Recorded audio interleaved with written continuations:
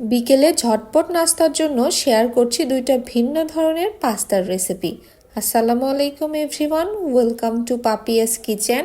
আপনার বাসায় যদি অল্প কিছু উপকরণ থাকে তাহলে এই পাস্তাগুলো নিমিষেই তৈরি করে দিতে পারবেন। তাহলে চলুন কথা না বাড়িয়ে রেসিপিগুলো দেখে নিই। একটি জনপ্রিয় এবং সুপার ডেলিশিয়াস স্ন্যাক্স হলো পাস্তা। এটা রান্না করা যেমন সহজ, খেতেও অনেক মজার।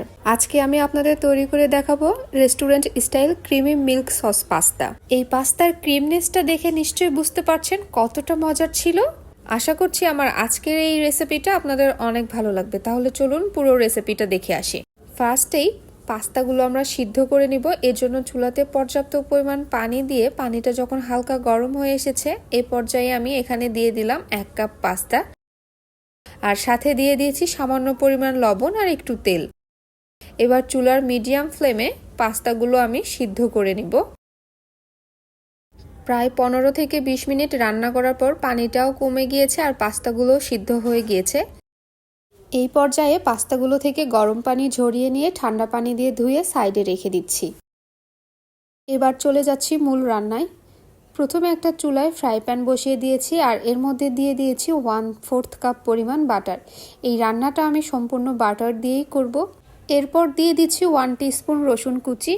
তারপর রসুনগুলো 1 মিনিট খুব ভালো করে ভেজে নেওয়ার পর দিয়ে দিচ্ছি 1/4 কাপ পেঁয়াজ কুচি। পেঁয়াজগুলো খুব সুন্দর মিহি কুচি করে নিয়েছি। এবার এই মশলাগুলো আরও 1 মিনিট ভেজে নেওয়ার পর যখন এরকম লালচে হয়ে আসবে এর মধ্যে দিয়ে দিচ্ছি 1.5 টেবিল চা চামচ ময়দা। এবার এগুলোর সঙ্গেও ময়দাটাও খুব সুন্দরভাবে ভেজে নিচ্ছি, প্রায় 20 থেকে 30 সেকেন্ডের মতো। এতে ময়দার যে একটা কাঁচা ফ্লেভার রয়েছে সেটা চলে যাবে, আর এই ময়দাটা দিলে পাস্তার থিকনেসটা খুব সুন্দর আসে। যখন ভেজে নেওয়া হয়ে যাবে এই পর্যায়ে এখানে অ্যাড করে দিচ্ছি 1/2 লিটার লিকুইড মিল্ক। দুধটা আমি কিন্তু আগে থেকে জাল করে রেখেছিলাম, সেটাই ব্যবহার করেছি। এবার সব কিছুকে আবারও একটু নেড়ে চেড়ে মিশিয়ে নিচ্ছি। পাস্তাগুলো যাতে অনেক বেশি ক্রিমি হয় এজন্য এখানে আমি দিয়ে দিচ্ছি ডানো ফ্রেশ ক্রিম। এটা যদি আপনাদের হাতের কাছে না থাকে আপনারা স্কিপ করতে পারেন, এটা একদমই অপশনাল। এবার দুধের সাথে ক্রিমটা হ্যান্ড উইক্সের সাহায্যে খুব ভালো করে মিশিয়ে নিচ্ছি, আর এই পর্যায়ে চুলার তাপ রেখেছি একদম লো ফ্লেমে। ক্রিম দুধের সাথে মিশিয়ে নেওয়া হয়ে গেলে এই পর্যায়ে এখানে দিয়ে দিচ্ছি 1/4 কাপ মজেরেলা চিজ। এতে এই মিশ্রণটা অনেক বেশি ক্রিমি এবং চিজি হবে। এতে পাস্তাতে একটা চিজি ফ্লেভার আসে এবং খেতেও অনেক মজা লাগে। সব কিছুকে আবারও একটু ভালো করে মিশিয়ে নিচ্ছি, আর এ পর্যায়ে অ্যাড করে দিচ্ছি সব গুঁড়া মশলা। দিয়ে দিচ্ছি 1 চা চামচ চিলি ফ্লেক্স, 1/2 চা চামচ কালো গোলমরিচ গুঁড়া, 1/2 চা চামচ অরিগানো, আর দিয়ে দিচ্ছি স্বাদমতো লবণ। আবারও সব কিছুকে একসঙ্গে মিশিয়ে নিচ্ছি।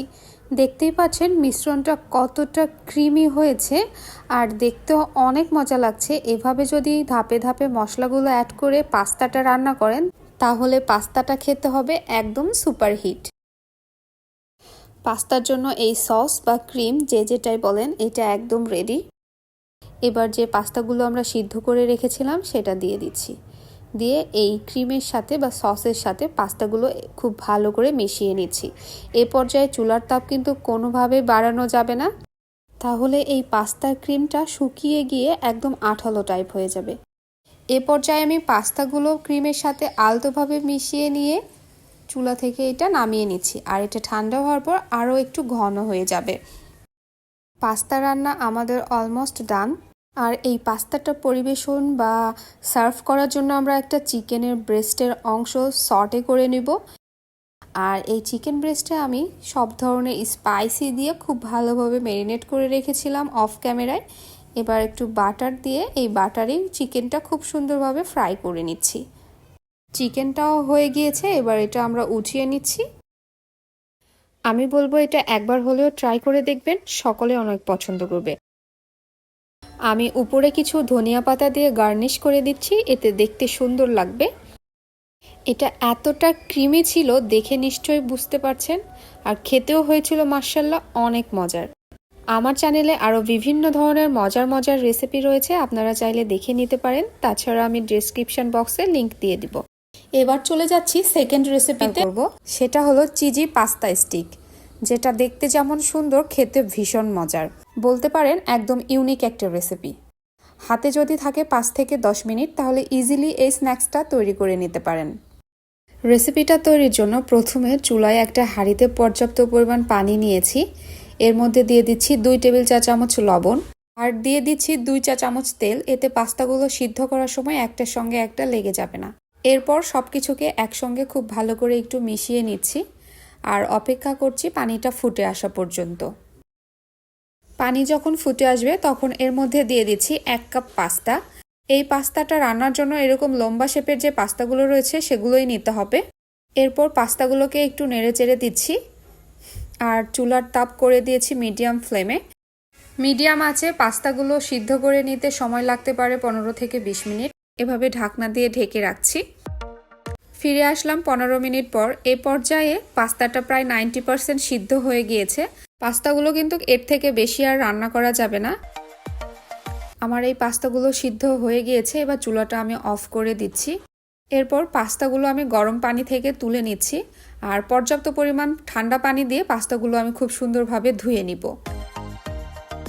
ঠান্ডা পানি দিয়ে পাস্তাগুলো ধুয়ে নেওয়ার পর দেখতেই পাচ্ছেন পাস্তাতে কোনো স্টিকি ভাব নেই।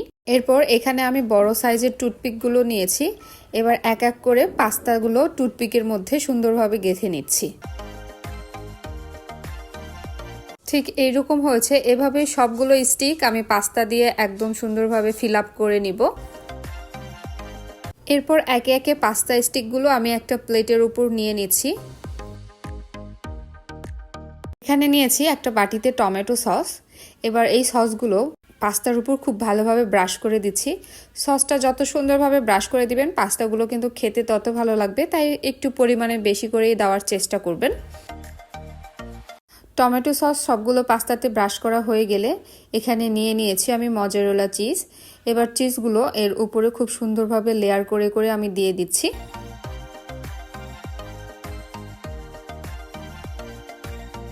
তারপর দিয়ে দিচ্ছি এখানে চিকেন সসেস। আমি কিছু চিকেন সসেস এভাবে কাট করে নিয়েছি আর এর উপরে একটু ডেকোরেট করে দিচ্ছি। আপনাদের হাতের কাছে যদি না থাকে তাহলে এটা টোটালি বাদ দিতে পারেন। এরপর দিয়ে দিচ্ছি কিছুটা পরিমাণ ব্ল্যাক অলিভস, এতে দেখতে অনেক সুন্দর লাগবে। তারপর দিয়ে দিচ্ছি চিলি ফ্লেক্স আর সবশেষে দিয়ে দিচ্ছি অরিগানো। অরিগানোটা হাতের মধ্যে নিয়ে একটু ম্যাশ করে তারপর ছড়িয়ে দিচ্ছি, তাহলে ফ্লেভারটা অনেক ভালো আসবে। এটা বেক হওয়ার জন্য একদম রেডি। এবার এটা মাইক্রো ওভেনের মধ্যে দিয়ে দিচ্ছি 1 মিনিটের জন্য। আপনারা চাইলে চুলার মধ্যেও বেক করে নিতে পারেন। এক্ষেত্রে একটা হাঁড়িতে স্ট্যান্ড বসিয়ে প্লেটটা বসিয়ে দিবেন, তাহলেই হয়ে যাবে। ফিরে আসলাম 1 মিনিট পর। দেখতেই পাচ্ছেন পাস্তাগুলো দেখতে কতটা ইয়ামি লাগছে। বড়রা তো পছন্দ করবেই, সঙ্গে ছোটরাও অনেক বেশি পছন্দ করবে। আশা করছি আমার আজকের এই ইজি এবং ইউনিক রেসিপিটা আপনাদের অনেক ভালো লেগেছে। রেসিপি ভালো লাগলে ভিডিওতে অবশ্যই একটি লাইক দিবেন এবং চ্যানেলটি সাবস্ক্রাইব করে আমার পাশে থাকবেন। তো আমি ভিডিওটা শ্যুট করছিলাম, এজন্য পাস্তাগুলো একটু ঠান্ডা হয়ে গিয়েছিল আর চিজিনেসটা কমে গিয়েছে। আর খাওয়ার সময় এটা আমরা একটু গরম করে নিয়ে খেয়েছি। আর এটা অবশ্যই গরম গরম পরিবেশন করবেন, তাহলে খেতে অনেক ভালো লাগে। আমার চ্যানেলে আরও 2 ধরনের পাস্তার রেসিপি রয়েছে, আমি ভিডিও শেষে লিংক দিয়ে দিব। তাহলে আজ এখানেই বিদায় নিচ্ছি। সবাই ভালো থাকবেন। আল্লাহ হাফেজ।